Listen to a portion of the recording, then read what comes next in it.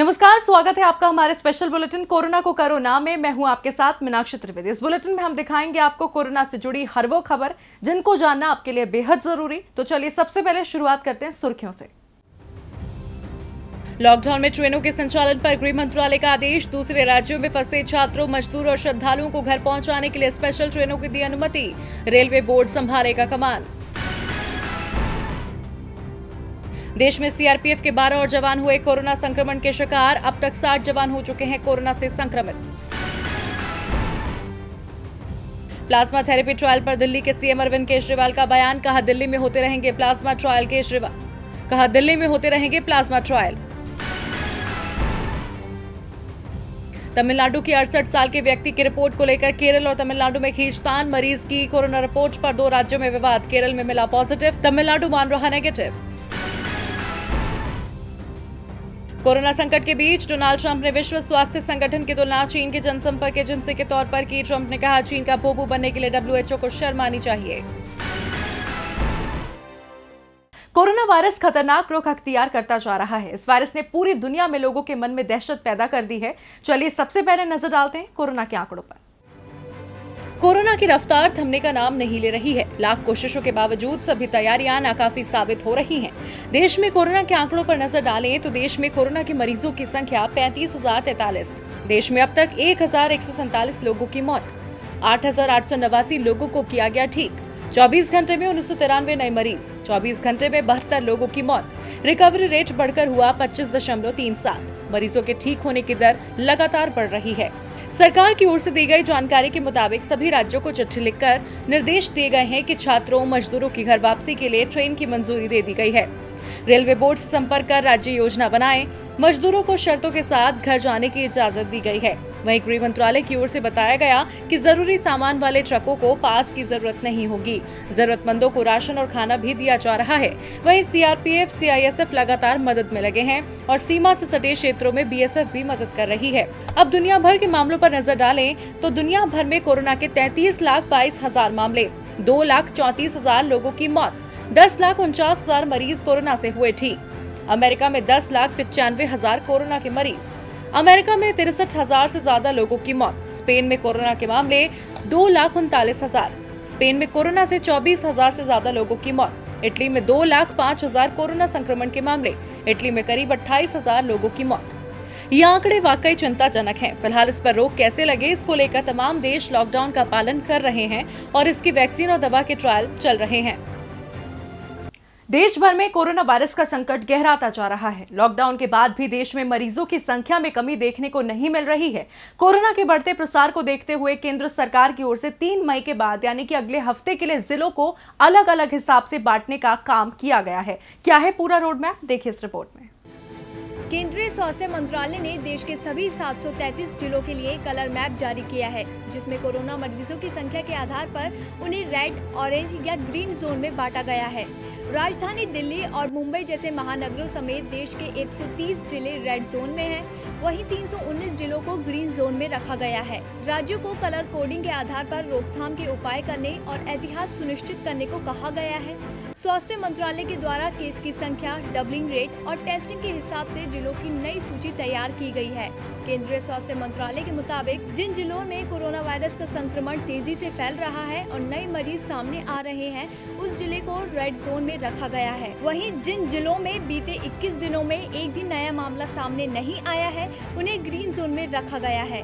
केंद्र सरकार ने रेड जोन से ग्रीन जोन में जिलों को रखने के मानक बदले हैं। अब 28 दिन की बजाय 21 दिन तक कोरोना का नए केस नहीं सामने आने पर किसी जिले को रेड जोन से ग्रीन जोन में रखा जाएगा। कोरोना संक्रमण के हाहाकार के बीच उत्तराखंड के लिए राहत भरी खबर आई है। देहरादून जिला कोरोना रेड जोन से बाहर हो गया है और राज्य के बाकी जिले ग्रीन जोन में हैं।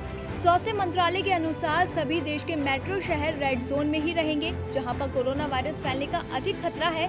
यानी अभी भी दिल्ली, मुंबई, चेन्नई, कोलकाता, हैदराबाद, बेंगलुरु और अहमदाबाद को रेड जोन में ही रखा गया है। इसके अलावा महाराष्ट्र के 14, दिल्ली के 11, तमिलनाडु के 12, उत्तर प्रदेश के 19, बंगाल के 10, गुजरात के 9, मध्य प्रदेश के 9, राजस्थान के 8 जिले रेड जोन में शामिल हैं। वहीं केंद्रीय स्वास्थ्य मंत्रालय ने दावा किया है कि देश में कोरोना संक्रमितों की संख्या दोगुनी होने की रफ्तार लगातार घट रही है। अब देश में 11 दिन में रोगी दोगुने हो रहे हैं। लॉकडाउन से पहले ये अवधि 3 से 4 दिन की थी।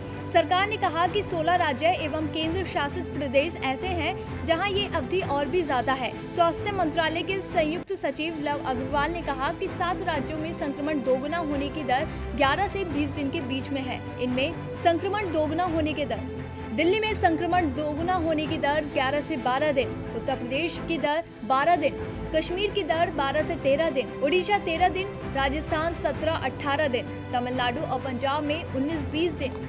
आपको बता दें, महाराष्ट्र, दिल्ली, गुजरात, मध्य प्रदेश ऐसे 4 राज्य हैं जहां पर कोरोना वायरस का कहर सबसे ज्यादा देखने को मिल रहा है। ऐसे में इन मामलों को कम करने पर लगातार मंथन चल रहा है। डीबी लाइव की रिपोर्ट।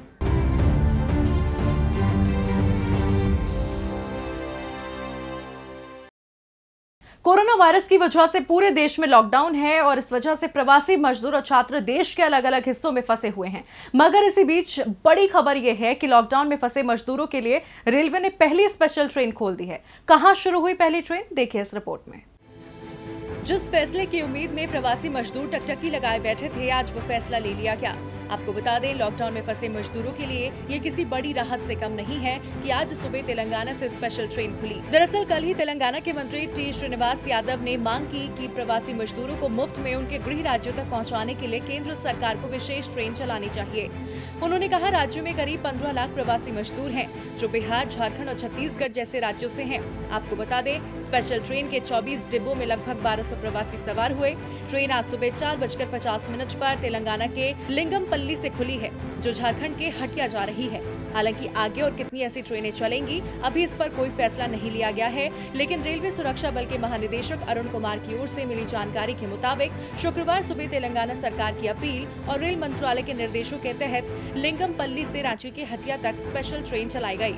इसके लिए सभी तरह की जरूरी सावधानियां बरती गयी, जैसे यात्रियों की पहले स्क्रीनिंग की गई, स्टेशन और ट्रेन पर भी सोशल डिस्टेंसिंग का ध्यान रखा गया। इस तरह की ये पहली स्पेशल ट्रेन है और आगे इस तरह की ट्रेन चलाने की योजना रेल मंत्रालय के निर्देशों के आधार पर ही बनाई जाएगी।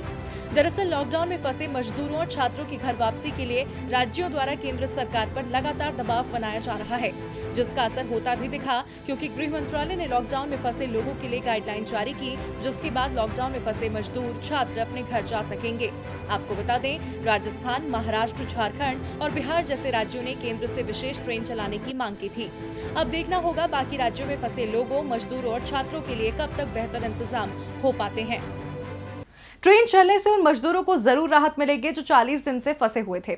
वैसे कोरोना ने पूरी दुनिया को घुटने पर ला दिया है। हर देश कोशिश कर रहा है कि उसे जल्दी ही कोरोना से राहत मिले, लेकिन कोरोना से जिससे राहत मिली है वो है हमारी प्रकृति। प्रकृति ने इंसान को सब कुछ दिया है, लेकिन आधुनिकता के इस दौड़ में इंसान इतना अंधा हो गया कि प्रकृति को ही नुकसान पहुंचाने लगा। लेकिन अब कोरोना काल प्रकृति के लिए वरदान साबित हो रहा है। कोरोना के कारण लगे लॉकडाउन से दुनिया बहुत खूबसूरत हो गई है। देखिए रिपोर्ट। गलियां सुनसान, सड़कें वीरान और बाजारों में पसरा सन्नाटा। पिछले कुछ महीनों में कोरोना ने ऐसा रौद्र रूप दिखाया कि पूरी दुनिया सहम गई है। लाखों लोगों की मौत हो चुकी है और जो लोग इससे बचे हुए हैं, उनका रहना, खाना सब कुछ बदल गया है। मतलब कोरोना ने इंसानों की दुनिया को पूरी तरह से उलट-पुलट कर दिया है। साथ ही कोरोना प्रकृति के लिए वरदान भी साबित हो रहा है। जिस दिल्ली की हवाओं में जहर दौड़ता था, वहाँ हवा साफ हो गई है। गंगा सफाई के नाम पर सरकार ने लाखों करोड़ों खर्चे, गंगा यात्राएं निकाली, तब कुछ नहीं हुआ। लेकिन कोरोना के कहर के बाद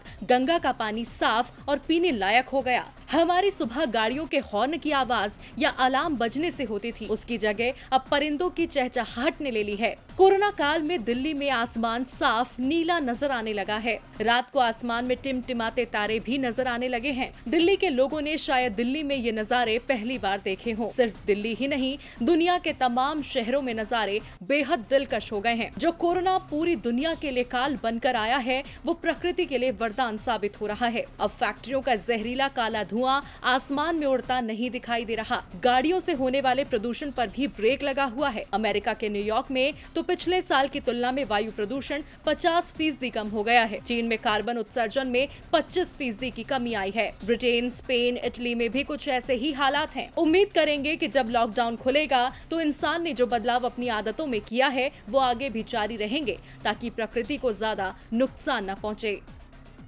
प्रकृति को जरूर कोरोना संक्रमण का कुछ लाभ हुआ है, लेकिन इसका नुकसान बहुत व्यापक स्तर पर दिखाई दे रहा है। लोग कोरोना वायरस को समझने की कोशिश कर रहे हैं और जल्द ही पाठ्यक्रम का हिस्सा बनने जा रहा है। कोरोना वायरस के विषय में बच्चों को पढ़ाने पर विचार किया जा रहा है। खतरनाक कोरोना वायरस के विषय में बच्चों के ज्ञान को बढ़ाने पर एनसीईआरटी विचार कर रही है। एनसीईआरटी अगली पाठ्यक्रम समीक्षा में कोरोना वायरस और इससे जुड़े विषयों को पाठ्यपुस्तक में शामिल करने पर विचार कर रही है। एनसीईआरटी के निदेशक ऋषिकेश सेनापति ने इस विषय में जानकारी दी। उनका कहना है कि कोरोना वायरस संक्रमण अंतर्राष्ट्रीय मुद्दा बन गया है। इसको लेकर भारत समेत सभी देश चिंतित हैं। ऐसे में अगले पाठ्यक्रम समीक्षा में कोरोना वायरस और इससे जुड़े विषयों को शामिल करने पर जरूर विचार होगा। उन्होंने कहा कि इस समय पाठ्य पुस्तकें प्रकाशित हो चुकी हैं और बाजार में आ गई हैं, इसीलिए अभी तो फिलहाल इसे शामिल नहीं किया जा सकता, लेकिन नई पाठ्य पुस्तकें तैयार करते समय और समीक्षा के दौरान कोरोना वायरस पर जानकारी जोड़ने पर निश्चित तौर पर विचार किया जाएगा। इससे पहले उत्तर प्रदेश राजश्री टंडन मुक्त विश्वविद्यालय अपने सिलेबस में कोरोना को शामिल करने के बाद अब यहाँ नए सत्र से कोरोना वायरस के बारे में पढ़ाने जा रहा है।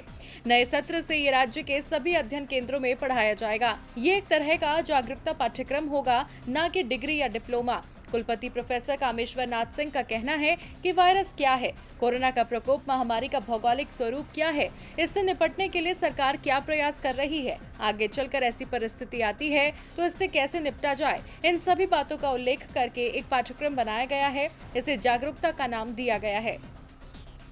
इस बुलेटिन में फिलहाल इतना ही। अपना और अपने परिवार का रखें ख्याल। नमस्कार।